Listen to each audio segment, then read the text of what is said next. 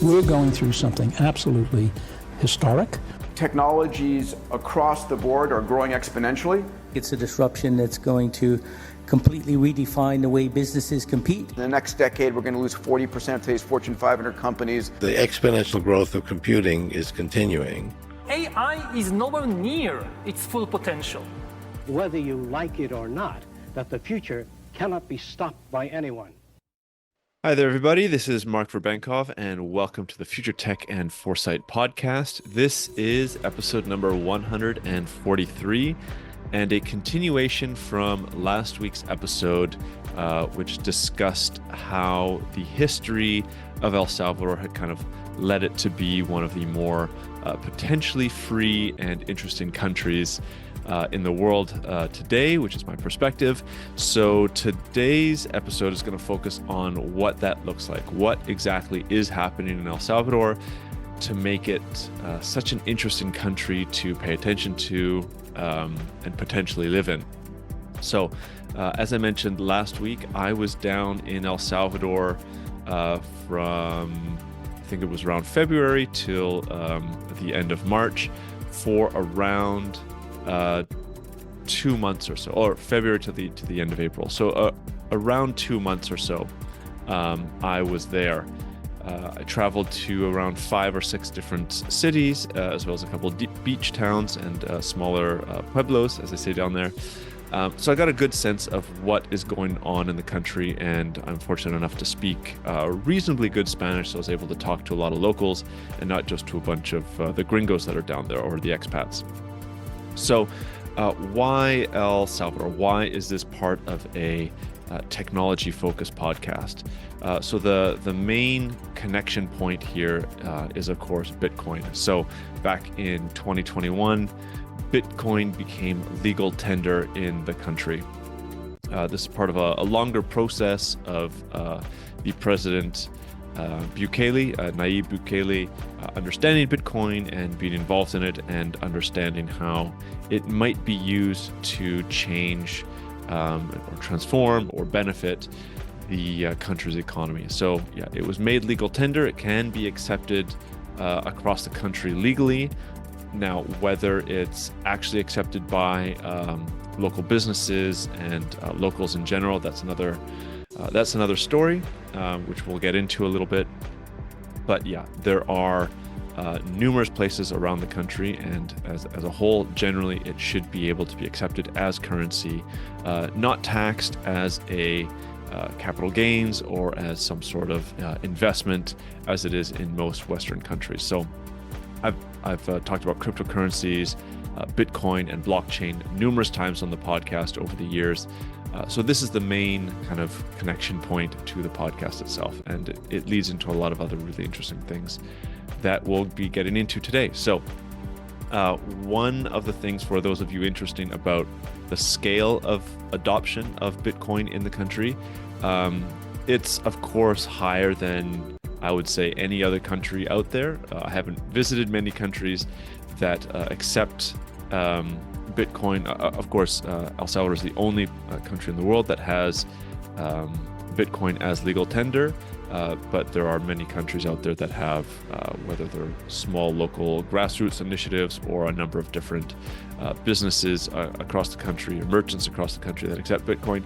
El Salvador is substantially larger in the number of organizations and people accepting Bitcoin, but it's not ubiquitous. It's not all across the entire country. There's a couple main hotspots, and even outside of those hotspots, there are like the Bitcoin ATMs scattered around the country where you can deposit or use your Visa card, for instance. So you can deposit money or use your Visa card, and then have Bitcoin given to you, which you can then use in different merchants.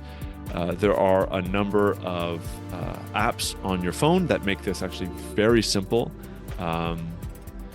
Maybe there's a little bit of a learning curve, but it's, once you get going, it's about as simple as using a Visa card or debit card to pay for various goods, like anything from a coffee to staying at a hotel and other sorts of things. It's actually very simple. So the technology has advanced substantially over the last couple of years to make it not just very simple and easy to use, but also quite secure. So you're not going to have your Bitcoin hacked and taken away from you if you're just using it to buy coffees and meals and stay at hotels, etc., or for transportation or otherwise. But I don't want to give the sense that it's just a small coffee shop or the occasional Uber driver that's accepting Bitcoin. There are a number of Walmart stores, if I'm not mistaken. Actually, every Walmart in the country does accept Bitcoin. So you can still pay with cash, and maybe I need to emphasize that you can pay with normal fiat currency across the whole country still. It's not like Bitcoin has completely replaced the US dollar, which they use down there. But you can also pay with Bitcoin if you're so inclined. So yeah, there are these larger businesses down there that accept Bitcoin, and there are signs all over the place of Bitcoin's accepted here. So it's if you want to live on the Bitcoin standard, you can. And I guess as the final point on this, the amount of merchants are growing significantly across the country. I'll get into it a little bit later on, but there are these grassroots initiatives that are actually turning entire towns into towns that use Bitcoin. So maybe not all yet, but certainly in the future, the vast majority of merchants in the town are using Bitcoin to both receive transactions, but then also to spend in other places. So it's a really, really interesting test case, I guess you could say, a pilot study of a whole country using Bitcoin. I won't go into too much depth, but there is a large percentage of the local population that are skeptical of Bitcoin, but that's simply because the awareness is just not out there, and there have been a couple of scams that have, or scammers like cryptocurrencies type scammers that have given a negative perception to Bitcoin. But on the other side, there's a lot of educational initiatives out there, even entire organizations that are focused on educating local people down there, as well as going into schools and kind of educating about the benefits of Bitcoin. Which I won't talk about too much on this episode. This is much more of a look or a personal perspective on what is going on in El Salvador. So, but that's the connection to the podcast, right? It's Bitcoin, it's technology, and that's what the podcast focuses on.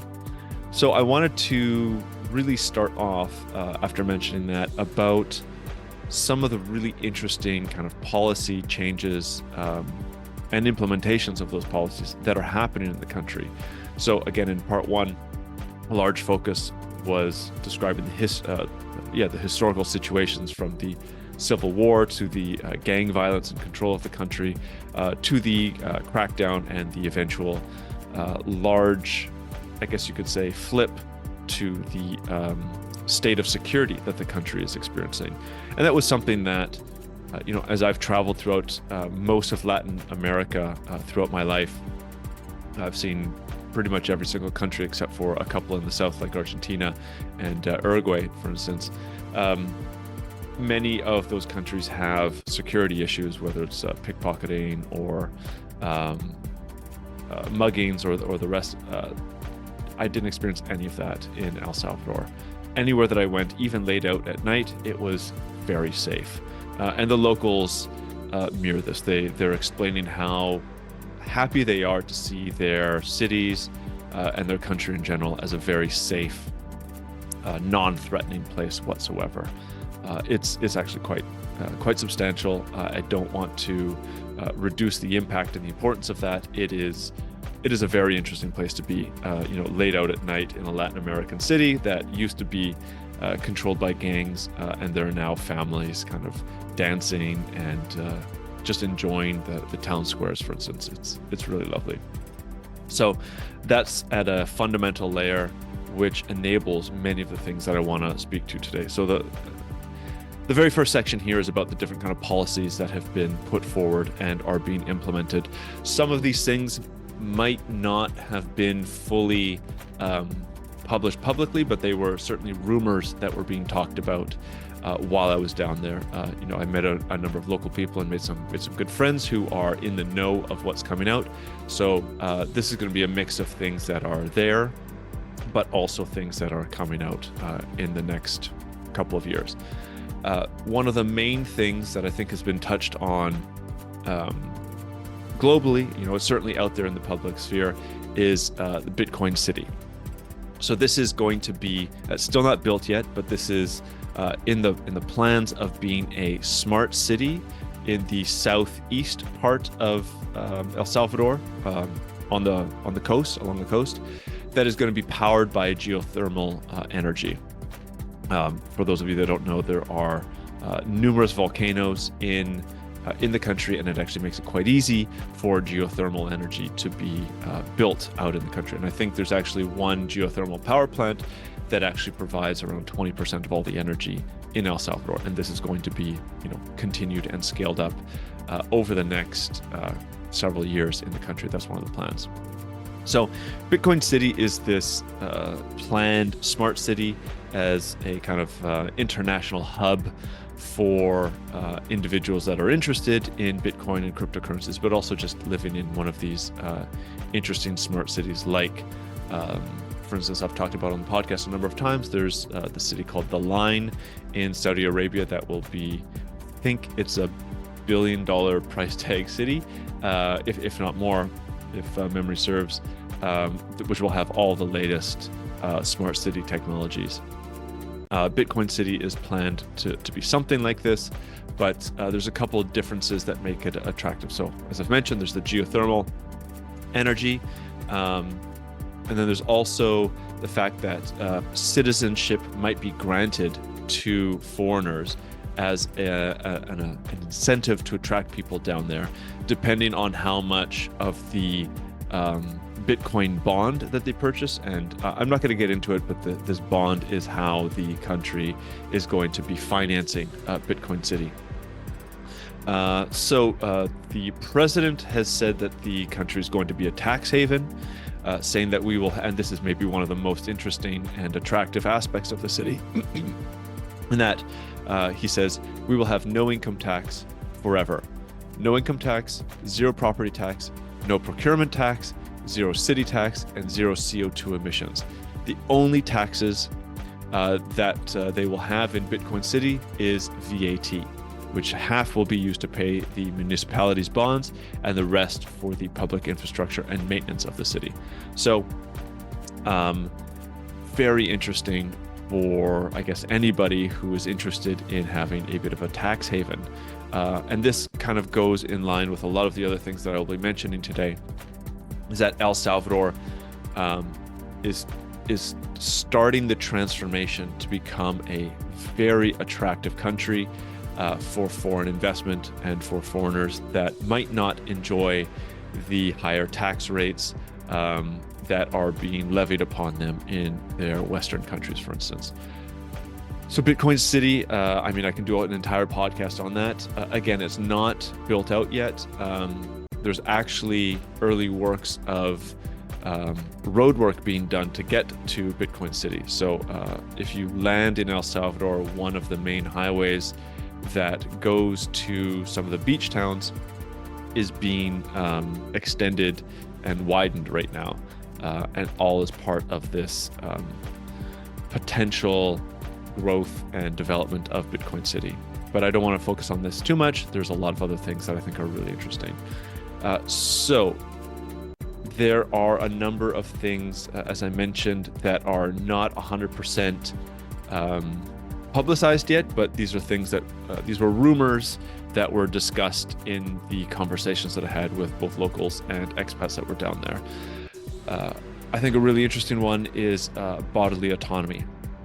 So this is where the government will not be able to force any citizens to take medications or vaccines, for instance, that the citizens are not interested in taking. So this is something that is going to be, again, a rumor, but will be put in law, that the government in the future will not be able to have any kind of forceful actions taken upon the people that don't want to have any kind of medications put onto them. There's also tremendous support for local farmers. So rather than centralizing and using different kind of economic tools to take land away from farmers, as we're seeing in places like the Netherlands, Canada, Germany, and other places in Europe. There's been these large farmers protests over the last year or so.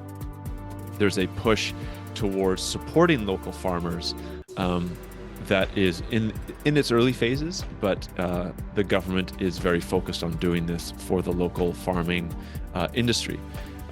Part of that, so I was at a conference in the last 2 weeks. It was an extended conference. There's lots of peripheral events down there. And the new Minister of Agriculture was one of the first speakers at the conference. And one of the things that he was saying was that they had just struck a deal with large fertilizer companies, global, international fertilizer companies, that these companies are able to offer fertilizer to the El Salvadoran government at a significant discount. I think the number thrown around was something like 30%, if they are willing to pay in Bitcoin. So it would be these government agencies that have Bitcoin that are paying the fertilizer companies in Bitcoin, and by doing so, they get a 30% discount.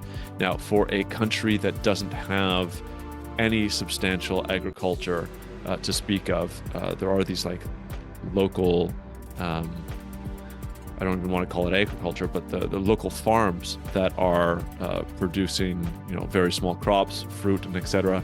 For a country that imports a vast majority of its food. This is a pretty substantial move to make the country a little bit more sustainable, and it's a quite exciting time for the local people down there, as the agricultural industry is going to grow with this significant change that's going to be happening. I guess connected to that, and this is something that is several years out, there's a plan to have a nuclear power plant built along the coast or somewhere near the coast, not just to generate energy, but also for the desalinization benefits and capabilities that a nuclear power plant would bring. So one of the problems that El Salvador faces is because they don't have an agricultural industry, they also don't have an irrigation system set up to essentially bring water to farmers and the eventual agricultural industry. So with this desalinization nuclear power plant, the goal is that because El Salvador is so small, one, maybe two, but most likely just one power plant would be able to desalinize enough water to irrigate a substantial, if not all, of the agricultural industries, farms that are going to be growing in the next couple of years. So there's some very interesting kind of fundamental changes that the country is hoping to bring about over the next couple of years, and that's one of them. Some other ideas that are focused more on attracting foreign investment and foreign skills. So there has been a program to offer citizenship to expats for $1 million in Bitcoin. So you essentially pay the government $1 million in Bitcoin, and you are granted citizenship within a span of 1 to 2 weeks. So that's passport, residency, and all the things that you get from citizenship. Now, this is, of course, geared towards those individuals with a substantial amount of wealth. While I was down in El Salvador, there was a public announcement that the government is now opening this same citizenship benefit to 5,000 individuals that are highly skilled workers. So kind of the, I'm forgetting the term, but in America they have this program where if you're a highly skilled worker, like a data scientist or some sort of scientist, you're able to come over to America on this program. The same sort of thing is being done in El Salvador for 5,000. I think there was a list of like scientists, philosophers, engineers, highly skilled, AI professionals, for instance, are going to be granted a citizenship to come over and work in El Salvador, which is quite exciting. There was also rumors or rumblings, and I do want to stress this is just a rumor, of a opening to any doctors or nurses that had lost their jobs during the entire COVID pandemic.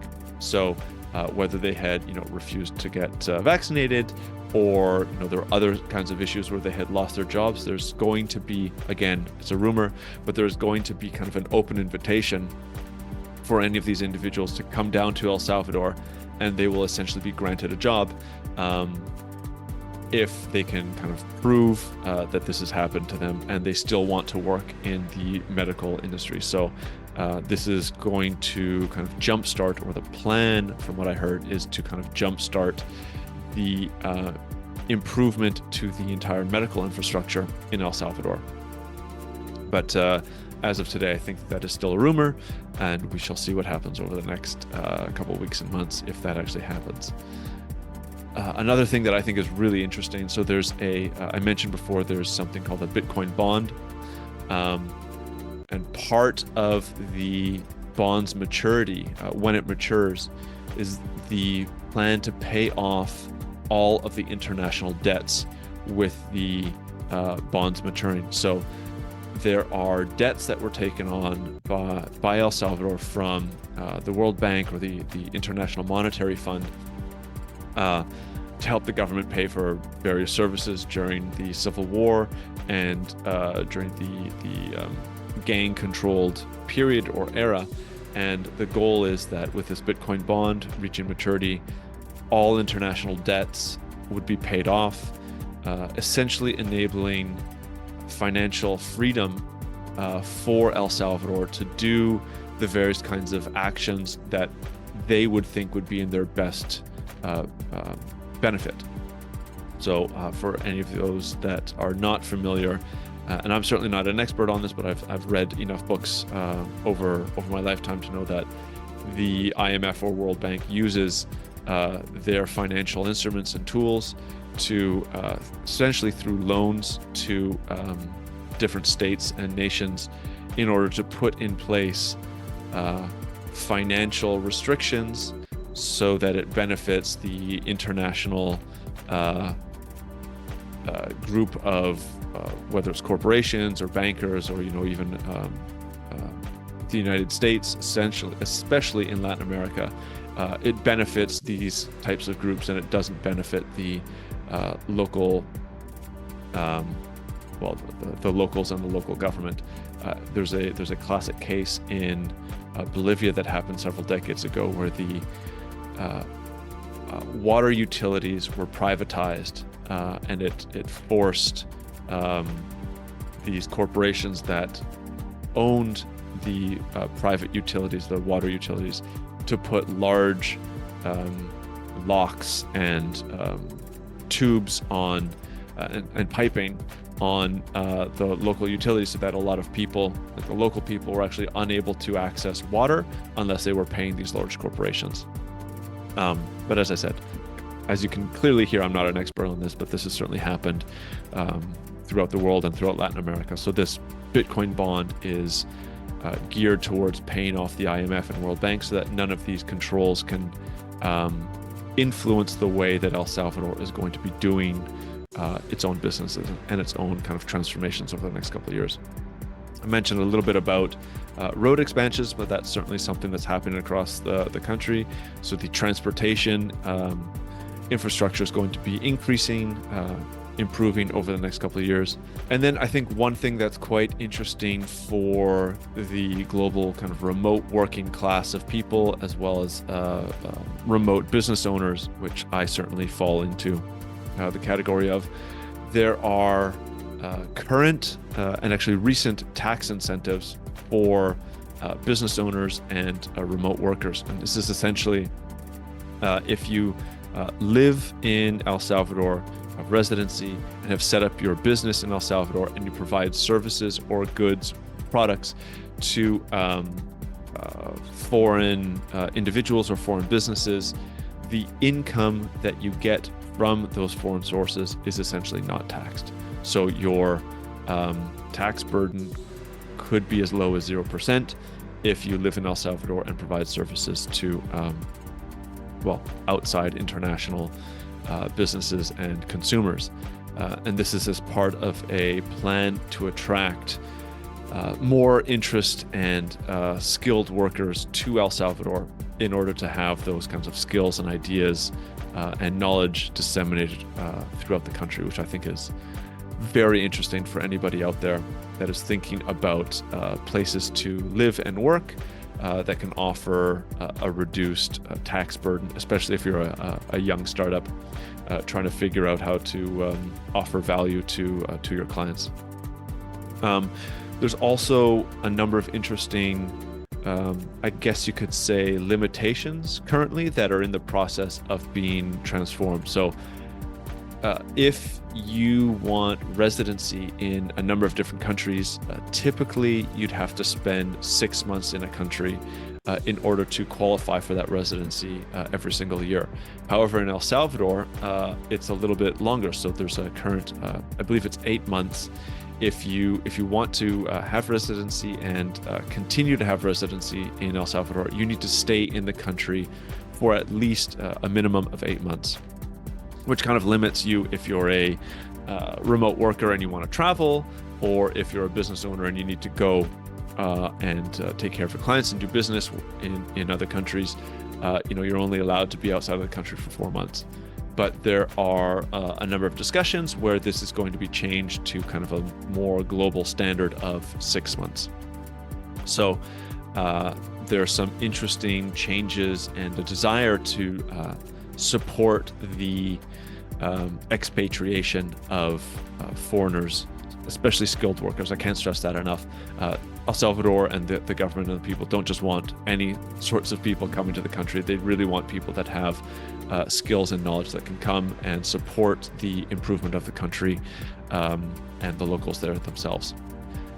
So that's one point. And again, as I mentioned at the start of the episode, because I'm able to speak Spanish, I was hearing all these things, and I wanted to get a sense of what the locals were thinking, right? Is there some sort of like xenophobia? Do the local people not want, more gringos in the country, as happens in a number of other Latin American countries? And with the, let's say, roughly 50 or 60 Uber drivers that I spoke to, as well as every single hotel and hostel that I stayed at, the locals working there and the owners that I was able to speak to, and just the general amount of people that I spoke to across the country, I really didn't get a sense that there's this distrust or hatred or dislike of this idea that there are foreigners expatriating to El Salvador. There's a very open sense of they are welcoming to foreigners coming in, as compared to a number of other other Latin American countries that I have been in, which don't have this openness to other gringos coming to the country, which I thought was really interesting and really quite nice to experience, actually. So with that said, those are a number of the new policies and changes and kind of open transformational changes that are happening in the country. I wanted to talk a little bit about what I think are the different waves or categories of expats coming into the country. So again, this is all my thinking. Nobody explained this to me, but my sense was that especially as the gangs were being taken care of, right? The army was out there arresting and bringing all these gang members and leaders into jail. That led to the vast security in the country that we're seeing now. There was and then followed with the legal tender of Bitcoin. The real first wave of expats was a large Bitcoin maximalist group.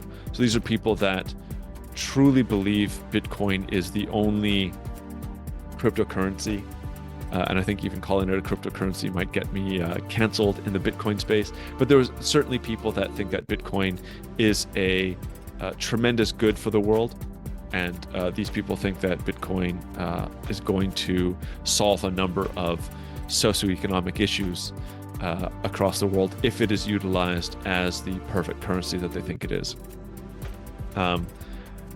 So a lot of these type of people were initially drawn to El Salvador, and they set up local initiatives for pushing Bitcoin adoption as a currency in the country.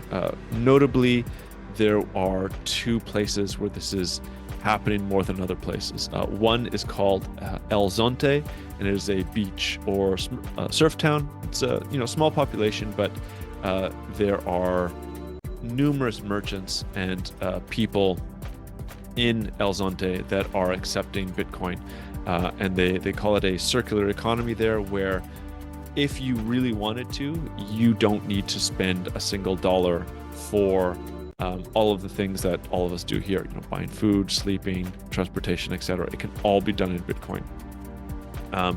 There is another smaller city up in the mountains in El Salvador. It goes by the name of Berlin.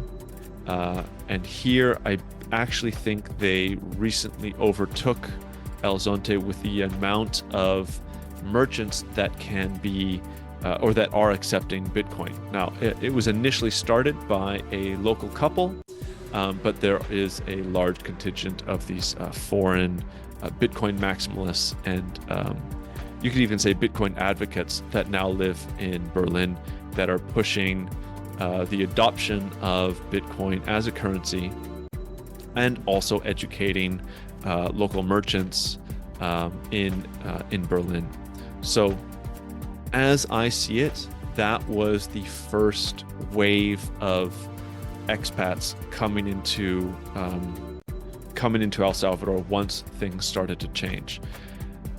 You could say that the second wave, which coincided with this wave as well, were a lot of previous El Salvadorians that had left El Salvador during the violent era that El Salvador experienced, and these were El Salvadorians that had lived in Canada and the United States and other parts of the world that had repatriated back to El Salvador. So they brought, usually a lot of significant wealth and knowledge, and maybe you could say a more global understanding of how things are working to El Salvador, and started buying property and reconnecting with family that had stayed in El Salvador. I've heard many times of brothers and sisters who hadn't seen each other for a decade or longer coming back and visiting their family for the first time in a long time, and really quite a beautiful sentiment of reconnecting with not just your family, but your country and your culture that many people had fled because they had been targeted by gang members, and the only way that they would have survived is to flee their country and leave their family, sadly. So there's this really interesting and, as I said, beautiful reconnection of families and people and loved ones, and just people in general coming back. So you could say that this is maybe even that was a first wave, and these Bitcoin maximalists was a second wave. It's hard to say, but we could say the third wave is a bit of a negative wave. So there was a Bitcoin run up, right, in the price. There was a new bull market of cryptocurrencies and Bitcoin running up in price in late 2020, 2021, and 2022. And with that came a lot of cryptocurrency scammer types that were offering different kinds of schemes and different ways of, quote unquote, getting rich overnight.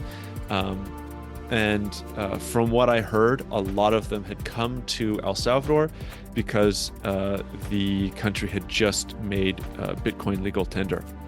And with that came, a lot of scams, a lot of lost money, and a lot of hesitancy and skepticism around Bitcoin and cryptocurrencies in general for the local population, which unfortunately many of them had fallen into these schemes and lost a lot of money. But when the bear market started and the Bitcoin price dropped back down, two things happened. There were, I believe it was 1 or 2 agencies that were set up to call out and shut down these scams, but also just kind of an organic dissipation or evaporation of these scammers as the bear market came in. They were no longer interested in living in a third world country or developing country. So a lot of these scam types and schemes left the country, followed up by this agency that was calling out and shutting down these scams themselves. So I say I would come in. I visited the country, and many other people visited and are starting to move into the country as this fourth wave of expats. Now, this is, I think, perhaps the most interesting wave, and coincides with a lot of the new policies and regulations and incentives that I spoke about before. And this fourth wave is made up of a lot of expats that either have businesses, are highly skilled, have really unique ideas on what is happening in the changing global order and the world and the economy, or the global economy in general. And these people are either, so I'm Canadian, of course, but there's actually the largest demographic in El Salvador regarding expats is actually Canadians. There's more Canadians than any other nationality down there. And I won't speak about it too much, but yeah, there's certainly some economic and policy reasons for why Canadians are leaving Canada and going elsewhere, El Salvador being one of the main countries. So this fourth wave of individuals from Canada, but also America, I met a lot of Australians and people from Europe coming to El Salvador. They're not just coming to, escape or retire. They're really coming here to use their skills, use their company to fill in maybe some of the gaps that the country needs, but also because there is actually tremendous opportunity for those that want to build and those who want to work hard in the country, get new projects off the ground. Everything from, I came in contact with new transportation companies that are building apps to fulfill the need for people that want to get across the country, maybe want to pay in Bitcoin, but there's no centralized app to enable this to happen. Uber is being used down there, but I don't think you can pay Ubers with Bitcoin. So there's different kinds of smaller initiatives like that being started there. I'll get into it at the last bit about the negatives of the country, but there's a large amount of stray dogs in the country. So there are plans to set up NGOs, to set up spay and neuter programs to help the stray dog population across the country. There are Bitcoin mining experts that want to bring their expertise, but also the businesses down to El Salvador. And as I mentioned before, just the kind of general knowledge and skills of individuals that want to come down to El Salvador to build, to network, and to take advantage of the really quite interesting opportunities that the country is starting to put out. So those are kind of the 4 different categories or waves of people, expats in particular, that I see that have been coming down into the country and really make it a unique melting pot of individuals that have very unique, very different, and very interesting ideas that they can share if you get into these circles and conversations with these people.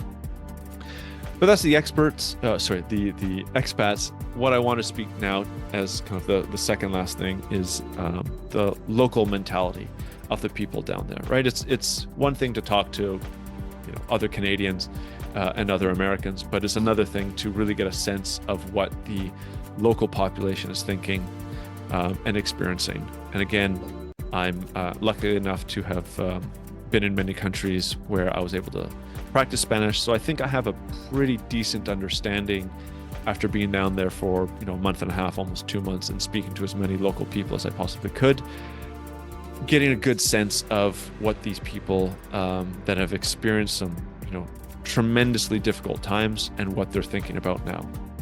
So to succinctly summarize it, there is nothing but motivation, excitement, and a positive perspective for the future from everybody that I spoke to down there, all the local people that I spoke. It is a very, very exciting and positive time for them.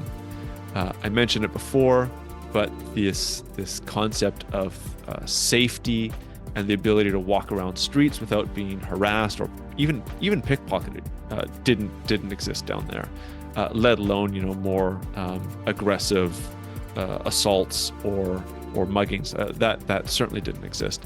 But there's just a tremendous sense of safety within the country that you're living in now, and that enables that is the fundamental pillar, and that enables a lot of changes in families, in the way that they live, and in how the country is changing, which I want to get into. So one of the first things that I saw in all of the different cities that I went to was that the town squares were packed with people every single night.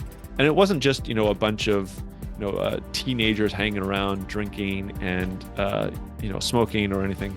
There were numerous families that were out, even with their young children, walking around the town squares, or when there were, a small band, or, one person would have just a microphone and a mobile speaker and just singing, and people would be dancing, salsa or merengue or these other kind of Latin American dances, and families would be walking around and children would be dancing along with them. So it was a very positive, family friendly environment in the downtown core, in the center plazas of most of the cities that I went to. Now, I didn't go to every single city, but I went to most of the larger ones, and this is the trend that I saw in all of these places. And this was parroted by the local people that I spoke to. They were all talking about how much they appreciated the fact that their town squares and their cities in general were family friendly and open and safe for them to kind of enjoy for the very first time in many, many, many years. The second aspect that comes along with this increased security is the entrepreneurial spirit that I found so many people in El Salvador had. There was this tremendous desire to start something, and they have an opportunity to do something that they didn't before. Whether it's starting up a local pupusa stand where there's a señora that has been making pupusas for her family for the past 15 years. She's now able to spend a couple hours every single day and set up a stand making her kind of family pupusas using her family recipe to workers on the side of the street that either stop by or need to have lunch somewhere. She's able to provide a lunch and dinner service, or even a breakfast service, to people that are nearby, and by doing so is able to generate a little bit more revenue for the family every single day. And I think, as I mentioned in part one of this, many people that I had talked to said they wanted to do this during the time of the gang control of the country, but it was impossible to do so because they would have had to pay the gangs for protection, some $5 or $10 a day, which is what a lot of these pupusa stands are actually making. So it was absolutely not in their interest. It was not worth the effort, because literally all of the profits would then just go to the gang members. So now that that has been taken away, there is incentive for these smaller, even just a pupusa stand, but there's also many restaurants. There are small tourist agencies. There's all sorts of local small businesses that are being created across the entire country, where even just some 3, maybe even 2.5 years ago, this was non-existent. Another good example are these Uber drivers, right? So you can get anywhere in the cities by pulling up Uber and getting an Uber driver, and all of them were saying the same. Before, being an Uber driver was actually or a taxi driver was actually quite dangerous, because you could have been bringing a passenger to the wrong part of a city, and the gangs, whether they'd give you a fine or they'd shoot the side of your vehicle. I heard about this many times from some of the drivers that I was with. So now there's safety everywhere. They can drive all across the city. They can go between cities sometimes, if need be, and they're able to generate significant income compared to what they were doing before, but even now compared to what some of the local, typical jobs are offering. So there really is this tremendous entrepreneurial spirit that is starting to bubble to the surface in the country. And with that, as I said at the very start of this little section, there is motivation, there's excitement, and there's just a positive mental attitude that you get into contact with everybody that you speak to. And it is infectious. It is, you really start to feel light and happy and excited just going about your day-to-day business, because everybody is in this sense of excitement. Now, obviously, it's not 100% of people, but the vast majority of people are fitting into this new positive mindset. Now, with that, even though there's this very positive mindset, a lot of the people did have reservations or concerns, maybe even some skepticism of the government, specifically Bukele, potentially getting too much power and too much control and too much influence in the government. And there's this fear or this concern that if this is going to continue on in the next couple of years, what's the old expression? Power corrupts, and absolute power corrupts absolutely. So there's this fear that even though the current government is doing substantial changes and benefits towards the country, if there's too much power that's gained, it could go back to the way things were. There could be some sort of very corrupt actions, and the country could take a step or 3 backwards. But most people are just, kind of concerned about that. It's an abstract concern. It's certainly not what is happening right now. But that kind of ties into the last thing that I want to talk about, and that's not to just paint this country with, positive and rose-colored paint. It still is a developing country. It is not perfect, and I kind of want to run through some of the problems that I became aware of and that I experienced while down there. So the first thing is that there are, like many other Latin American countries, there are stray dogs all over the country. Not as bad in certain cities as others, but certain cities and towns are inundated with stray dogs. And if you walk home alone at night, or even with some other people, you are very likely to come across bands of stray dogs barking and sometimes snapping at you as you walk back to your hotel at night. So it's not, there are no gang members, but sometimes there are stray dogs that, I never got fully attacked and I never heard of that, but it certainly feels like that could happen if you walk down the wrong street, for instance. Maybe more importantly, is that a large percentage of the people of the country are still below the poverty line. I didn't get the exact numbers, but there's something like 30% of the population of El Salvador live below the poverty line, and something like 60% of people still don't have access to the internet or don't have a cellular phone. So it still is in that, third world developing country status. Even though there are, at the center of the capital city, you have movie theaters and you have, Walmarts and you have all like large fancy new malls with, sparkling. There's a very big juxtaposition between parts of the country. And the poverty is very, very evident as you drive through it. So that is still there. And then with that, one of my concerns is that even though the country is incentivizing a lot of foreigners to come into the country, because of that, prices are increasing. So there are certain parts of the country where housing prices have increased fivefold over the last 5 years. Right? So like a 500% increase in prices, which is going to lead to gentrification of certain neighborhoods, and locals are going to be forced out of their neighborhoods where they can no longer afford it, and only well-to-do foreigners are going to be able to live in those places, as happens in many different countries. But that is starting to happen in El Salvador.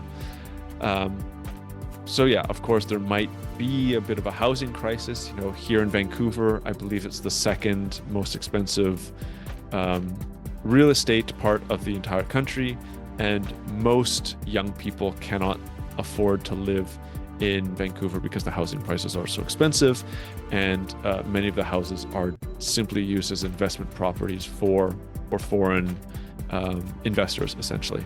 So one of the next things that I saw very visibly, and many of my local friends talked to me about it, and a lot of the expats that I met, and foreign gringos that were down there for a trip saw as well. And it is a problem throughout most of Latin America, but the local population definitely has an obesity or an overweight issue. So I looked up some statistics, which I'll run through here. So 32.1% of adults aged 18 or over, and this is specifically women, are obese, whereas only 21.7% of adult men are living with obesity. Now that's obesity. This doesn't take into consideration overweight people. So El Salvador's obesity prevalence is higher than the regional average of 30% for women, but is lower than the regional average of 22.8% for men. And by regional average, it means other nearby countries: Mexico, Guatemala, Honduras, Nicaragua, etc. So the El Salvadorian local population is significantly heavier than what you would see in, say, Europe or certain parts of Canada. And that's just the obesity. You walk around the country, you see locals from many different cities, and it is rare to see somebody that is athletic, thin, what you would consider a typically healthy human being. And part of the reason for this is because there are so many fast food restaurants everywhere that you can see. They are large. They're certainly larger than what we have out here in Canada, maybe not so much in America, but they are certainly large. They are clean. They are new for the most part. And from what I was speaking to a lot of the local people, there is a social status that is connected to them, that is attached to these restaurants. So if you want to be perceived as maybe having a little bit more money, having a little bit more status, you actually bring your family or your friends or your date to these fast food restaurants, these chains. Everything from, there's Pizza Hut, there's McDonald's, there's Subway, there's what was one of the other ones I saw, Quiznos, right? There's many other ones that I don't know, and they are especially in the capital, they are all over the place. And then connected to that, many of the locals that I asked, they say, well, pupusas are delicious, but they're full of oil, and there's lots of cheese, and they're not necessarily the healthiest option, as well as many of the a lot of the diet consists of a lot of seed oils that are used for cooking, as well as just in the diet themselves. And then of course you have with what Latin America is well known for, a lot of their soft drinks, right? So soft drinks are had by everybody down there, and it is liquid calories, and it does significantly contribute to the overweight and the obesity problems in this part of the world. So it is a little bit sad to see that, but people are very happy. So there might, again, this is not just my perspective. It is what a lot of the local people were saying down there. As the country goes through this, what you want to call it, transformation or a revolution, significant changes, there is going to also be probably a number of movements for healthier diets, healthier food, especially as the agricultural industry grows. There could be a lot more local food that's produced, which obviously contributes to a healthier diet. So a lot of these things are going to be changing, and some of these things are going to be changing substantially faster than others. So with that in mind, I guess I can just say a quick conclusion so that I can stop rambling. I don't know how long the recording here is already, but overall, in my perspective, there is something very special happening down in El Salvador. It's very exciting to see and to experience.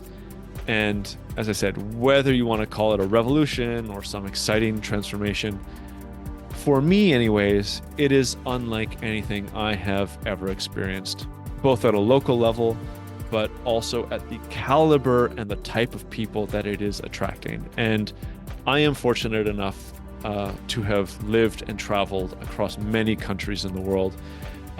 And what I saw in El Salvador is substantially different, but substantially more exciting than what I have seen in other places. It really was electrifying. And as I'm now back in Canada, it's actually pretty easy to go down to El Salvador. And I definitely plan on doing so in the next few months. And maybe I'll find myself settling down there over the next year or so. So we shall see. But I think my message to anybody listening that's interested in technology, that's interested in how the world is shifting and changing, I really hope that this kind of short look at this country might make some of you think about checking out El Salvador and seeing what it has to offer. Because it's a pretty interesting place, and I think I will leave it at that. So this is going to be one of the last episodes for the next little while of me just rambling to all of you. I have a lot of interviews that I have already done, and many more in the works, in the planning, in the scheduling. So I'm very much looking forward to bringing back some really interesting guests. CTOs, interesting researchers, as I have usually done, to get a much better perspective on what is happening in the world of technology. And of course, a large focus is going to be on artificial intelligence as this hype wave continues. But with that said, I am really happy to have been able to speak to what is going on in El Salvador, because it's a pretty interesting place. And for those of you interested in cryptocurrencies, it's always a place to check out. So thanks, and we'll get you some other episodes in the next little while. Well, thanks for listening to this week's Future Tech and Foresight podcast. If you like what you've heard here, there are, of course, a number of ways that you can support the podcast. The best way would be to leave a review on Apple Podcasts or give a rating on Spotify, which you can find a step-by-step explanation for on the futuretechandforesight.com website. Alternatively, feel free to leave a comment either on the episode show notes or the YouTube channel where you can see video recordings of the interviews. And finally, if you are part of an organization that is aware of the disruptive and transformational impact that emerging and future technologies will bring and want to know more, please get in touch to hear about the strategic foresight services that we offer and how we can help future-proof your organization and take advantage of the phenomenal opportunities available to survive and thrive in the future. A lot of future-shocked people and future-shocked institutions in our society are simply overwhelmed. Once there is superintelligence, the fate of humanity may depend on what the superintelligence does. Science fact is catching up to science fiction. The first truly intelligent machine will be the last invention that humanity needs to make. The only scarcity that will exist in the future is that which we decide to create ourselves as humans. Within a 10-year design revolution, we can have all humanity living the highest standard of living anybody's ever known. Progress is accelerating at an exponential pace, and it's going to reach a point where progress is so fast it's going to be a singularity. We are probably one of the last generations of Homo sapiens. Every single headline points to the birth pangs of a Type 1 civilization.